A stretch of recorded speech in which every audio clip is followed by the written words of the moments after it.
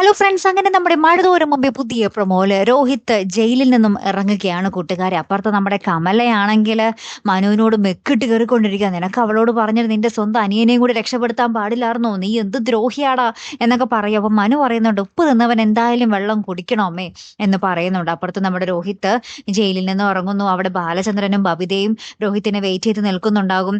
രോഹിത് ആരോടും മിണ്ടാതെ കാറിൽ വന്ന് കയറുന്നു. വീട്ടിൽ വന്ന് ഇറങ്ങിയതിന് ശേഷമാണെങ്കിൽ ആരോടും സംസാരിക്കുന്നില്ല. അപ്പൊ വൈജയന്തിനെ നമ്മുടെ ബബിത വിളിച്ച് പറയുന്നുണ്ട് ഇങ്ങനെ രോഹിത്തേട്ടൻ പുറത്തിറങ്ങി എന്നുള്ള കാര്യം. അപ്പൊ വൈജയന്തി പറയുന്നുണ്ട് എനിക്ക് അവനോട് സംസാരിക്കണം എന്ന് പറയുമ്പോൾ രോഹിത് പറയാണ് എനിക്ക് ആരോടും സംസാരിക്കണ്ട എന്ന് പറഞ്ഞ് എന്താ പറയാ ഫോൺ അങ്ങോട്ട് മേടിച്ച് കട്ട് ചെയ്യുക കേട്ടോ. പിന്നീട് നമ്മുടെ രോഹിത് മുറി അടച്ച ഒറ്റ ഇരിപ്പ്. അപ്പൊ നമ്മുടെ അലീന കുറച്ച് എന്താ പറയാ ഡ്രിങ്ക്സ്, വെള്ളവും കുടിക്കാനുള്ള വെള്ളവും കഴിക്കാൻ എന്തെങ്കിലും സ്നാക്സ് ഒക്കെ ആയിട്ട് കൊണ്ടുപോയി കൊടുക്കുന്നുണ്ട്. അപ്പൊ നമ്മുടെ രോഹിത് എന്തൊരു ശല്യം ഇത്, ജയിലിൽ പോലും ഇത്രയും ശല്യം ഉണ്ടായില്ല എന്ന് പറഞ്ഞ് നമ്മുടെ അലീനയെ അവിടെ നിന്ന് ഓടിക്കുന്നുണ്ടേ. പിന്നെ നമ്മുടെ അലീന ട്രെയിൽ കൊണ്ടുവന്ന് വെച്ച ആ ഒരു വെള്ളവും ഫുഡൊക്കെ നമ്മുടെ രോഹിത് തട്ടിത്തെറിപ്പിച്ച് കളയുന്ന ഒരു നിമിഷങ്ങൾ അതൊക്കെ തന്നെയാട്ടോ കൂട്ടുകാരെ നമുക്ക് ഏറ്റവും ഒടുവിൽ കാണുവാൻ സാധിച്ചതേ.